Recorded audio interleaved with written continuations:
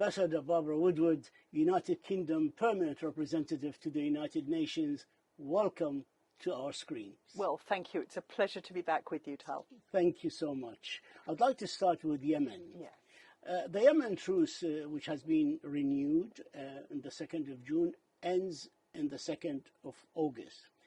The Houthis got everything they asked for, opening the Sana'a airport, opening the Hodeidah seaport to get oil and etc. and what God knows what.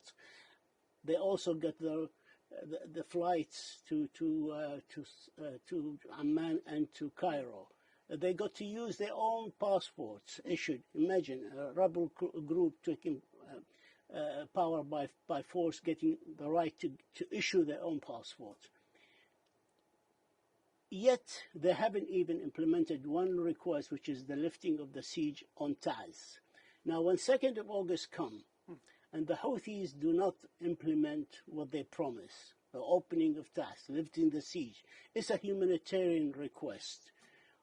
Is the international community going to put the pressure one more time on the Yemeni government and its allies to extend the truce without any resemblance of compliance by the Houthis?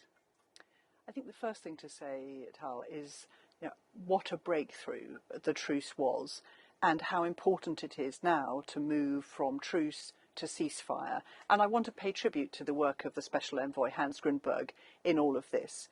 But I agree with you, this is a really important moment now for the Houthis to step up and not to waste this opportunity.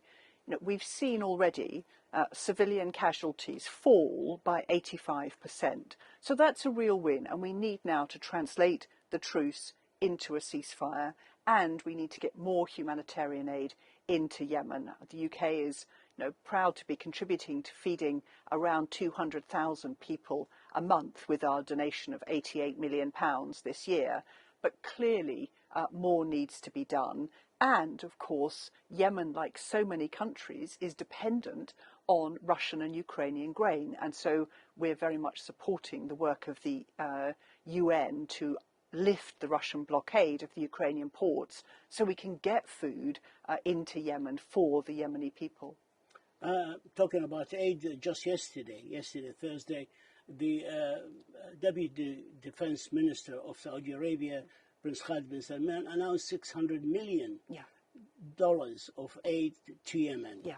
And yet we have nothing from the Houthis. Even the gradual lifting of the siege hasn't happened. And being the country that holds a pen on Yemen, we expect more in the future, hopefully. Safar. Yeah. Where are we? This tanker is threatening the whole region and the Red Sea, of course, with the environmental and humanitarian disaster. $80 million, they said they were short at the United Nations. Now we think they got most of it. Yeah. Do we have any idea, and the United Kingdom being the penholder, on when this work will start? Yeah. Well, as you say, as penholder, we take our responsibilities very seriously. So we have not let either the humanitarian situation or the Safar oil tanker out of our sights. And as you know, in 7 years, there's been almost no maintenance on the Safar oil tanker. And as days and hours tick by, this becomes, as you said, more of an environmental and humanitarian risk. And if we are not able to lift the 1 million barrels of oil off the tanker, an oil spill from Safar would blockade the ports of Hodeidah and Salif. It would create an environmental disaster. But in blockading the ports, it would be an obstacle to getting the humanitarian aid in. So, of course, as you know, the UN launched this crowdsourced funding appeal. They're very close to the 80 million. The UK has contributed 5 million towards that. But 80 million, with such a complex, is the minimum they need. So we are encouraging all partners to step up for the remaining 20 million. 60% of it. Yes. So are we waiting for a few millions to start the work on something that urgent? We're still waiting for 20 million because 80 million was the baseline that they needed. It is an environmental disaster. It's Look, I'm not technical. a rich man. I can pay that from my from my savings. I'm not a rich man. Yes. The United Nations has an emergency fund. Big countries, the United States, the United Kingdom, they can loan the UN 20 million to stop this terrible disaster from happening. Yeah. No, and that's why the UK has contributed already $5 million towards the fund. And we are encouraging others to step up very quickly so that David Gressley can get on with this absolutely critical and urgent work, as you said, and avert an environmental and a humanitarian disaster. I'd like to move to the Ukraine, and the food crisis is deepening. Yes. Many countries in the world are suffering, especially in the Horn of Africa. There's, they find themselves facing a high percentage of deaths between children because of the shortage of food and hunger. In Sudan, 1 in 4 will be severely malnourished in the near future. What are we doing about it? The United Nations is having talks with Turkey and with the two parties of the war, the Ukraine and the Russians. Are we any near? Is there light in the tunnel that this crisis can be averted? So this crisis can be very easily averted, but let's bust 2 myths about it. The first is that sanctions has nothing to do with this. There is no sanctions on humanitarian food, and we know that Russian ships are getting food out of the Black Sea. So there's nothing to do with sanctions here. The second myth to bust is that this is about demining. It's not about demining. It is about lifting the Russian blockade of the Ukrainian ports. And the Russian blockade, of course, is the one that they're using to fire missiles into Odessa, as they did last night. 17 people dead already, many more injured. The Ukrainians can do a safe passage out of these ports. And that's what the deal between the UN, Turkey, Russia and Ukraine will be about. Using those safe passages, guarantees of inspections, and then getting the grain out. Because as you say, there's about 1.7 billion people around the world in 107 countries who are facing food shortages.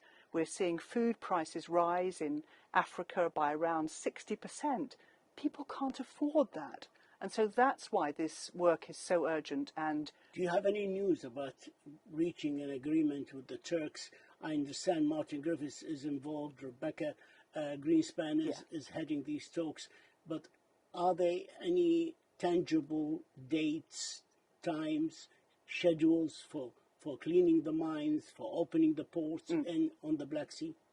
As I say, this is about persuading Russia to lift its blockade. We don't need to clear the mines. We can do this with safe passage.